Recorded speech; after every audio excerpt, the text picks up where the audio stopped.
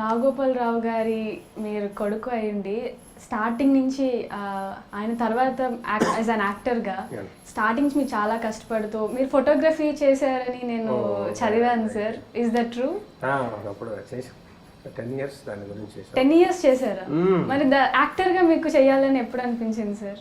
చాలాసార్లు చెప్పాను, అందరికీ తెలుసు, మా అమ్మగారు చెప్తే వచ్చాను.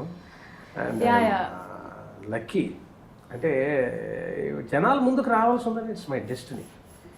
అది నేను ఇన్స్టెంట్గా మనం అది ఎందుకో జనం యాక్సెప్ట్ చేశారు. అందుకే మళ్ళీ అన్నిటి అందరి దగ్గర చెప్తున్నాను, తెలుగు ప్రేక్షకులకి వాళ్ళ సహృదయం, వాళ్ళ కళా పోషకులు, తెలుగు వాళ్ళు కళా సినిమా అంటే మరీ ఇష్టం వాళ్ళకి.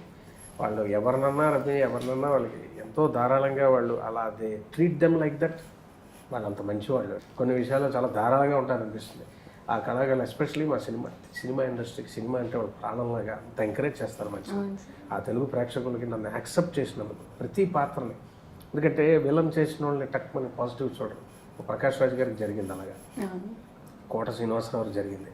ఫాదర్ చూసిన వాళ్ళకి ఎస్పెషలీ నెగిటివ్ చేసిన వాళ్ళకి పాజిటివ్ చేస్తే చూస్తారు, పాజిటివ్ చేసిన వాళ్ళు నెగిటివ్ చేస్తే చాలా కష్టం అయిపోతుంది.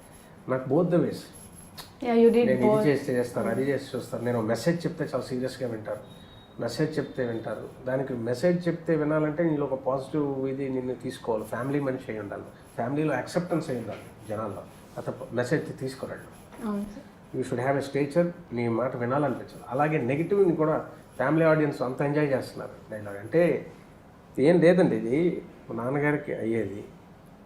ఇప్పుడు ఎండు నెత్తలు తినేది ఎలాగ, మన ఏదో పప్పు అన్నం తినేవాడికి ఎలా ఉంటుందో, మన జీన్స్, మనం తిన్న ఫుడ్ నాన్నలు, తాతలు, ముత్తాతలు, తండ్రుల నుంచి వస్తున్న జీన్స్ సెల్లో ఉంటుంది. మనకు పడే ఫుడ్ కానీ మన మాట కానీ అంతే కదా కొన్ని ఎఫెక్ట్ అవుతుంది. చూడగానే నన్ను బాబాయ్ రా, మా మామయ్య రా, మా చిన్నాన్న రా, మా ఫ్రెండ్ రా, లేకపోతే వాడు రా, వాడికి పొలిటీషియన్ ఆడరా, ఇవి చూసినవి, విన్నవి, చూసినవి, అనుభవించినవి, మన నేటివిటీ, మన జీన్స్ సెల్స్లో గెలిపోయి ఉంటాయి. బహుశా నేను చెప్పే డైలాగ్ ఇంత కేరింతలు కొట్టారంటే మా నాన్నలాగా అది వెళ్ళిపోతుంది వాళ్ళకి. ఆ టేస్ట్, కరెక్ట్ టేస్ట్, దాని ఫీల్ ఏంటో, దాని థిక్నెస్ ఏంటో దాని నెట్ పడుతుంది.